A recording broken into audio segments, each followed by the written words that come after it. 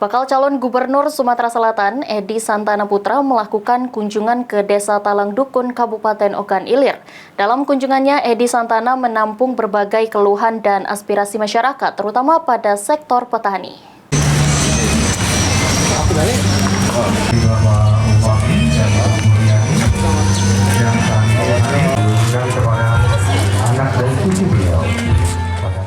Calon Gubernur Sumatera Selatan Edi Santana Putra menghadiri undangan pernikahan sekaligus memberikan sosialisasi kepada masyarakat jelang Pilkada November mendatang.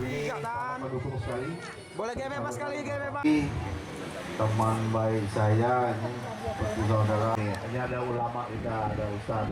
Selanjutnya Edi Santana melanjutkan kunjungan dan bersilaturahmi bersama Himpunan Keluarga Haji Bakri, merupakan salah satu ulama di Desa Talang Dukun, Kecamatan Sungai Pinang, Kabupaten Ogan Ilir.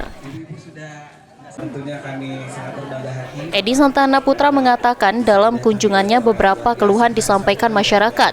Salah satunya masalah sulitnya mendapatkan pupuk bagi petani. Selain itu, kesehatan dan pendidikan akan menjadi program prioritas yang nantinya akan diperbaiki untuk kesejahteraan masyarakat, khususnya di Sumatera Selatan. Keluhan masyarakat di sini apa Pak yang bakal kita tampung nanti? Mungkin dari Kades itu masalah pertanian, irigasinya, kan aku kasih program buat saluran dari Jakarta. Komisi terutama 5. Untuk pendidikan dan kesehatan Pak? Pendidikan kesehatan secara nasional kita ikuti, tapi secara daerah Sumatera Selatan kita perbaiki.